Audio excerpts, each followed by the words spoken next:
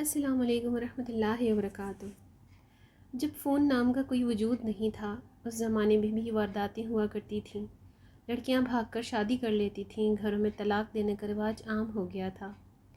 میاں بیوی کے درمیان جھڑپیں بھی ہوتی تھیں، لڑکے اور لڑکیاں ایک دوسرے کو پسند بھی کرتے تھے۔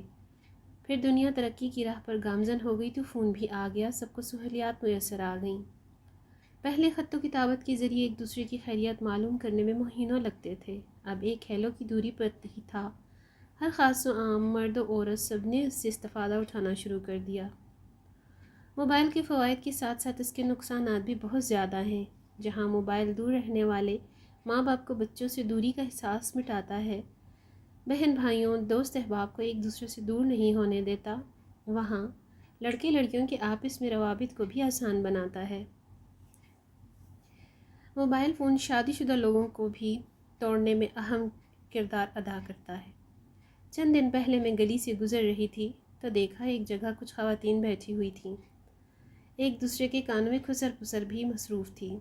میں یہ سوچ کر آگے بڑھ گئی، یہ تو عورتوں کی عادت ہے، جہاں دو خواتین جمع ہوں خسر پسر شروع ہو جاتی ہے۔ کچھ آگے اور چلی تو ادھر کچھ لڑکیاں بھی یہی کر رہی تھیں۔ اس پر میں ٹھٹک گئی، یہ معمول سے ہٹ کر تھی۔ پتہ نہیں کیا واقعہ ہو گیا ہے، یہی سوچتے ہوئے میں ان کے پاس رکی اور ایک لڑکی سے پوچھا، بانو کیا ہوا ہے؟ جگہ جگہ پر عورتیں خسر پسر میں کیوں مصروف ہیں؟ آپ کو نہیں معلوم کہ کیا ہوا ہے؟ یہی کہ اسلم کی بیٹی بھاگ گئی ہے۔ کیا وہ ممتاز؟ میں نے حیران ہوتے ہوئے پوچھا۔ جی وہی، وہ تو شادی شدہ ہے، وہ کیسے بھاگ گئی؟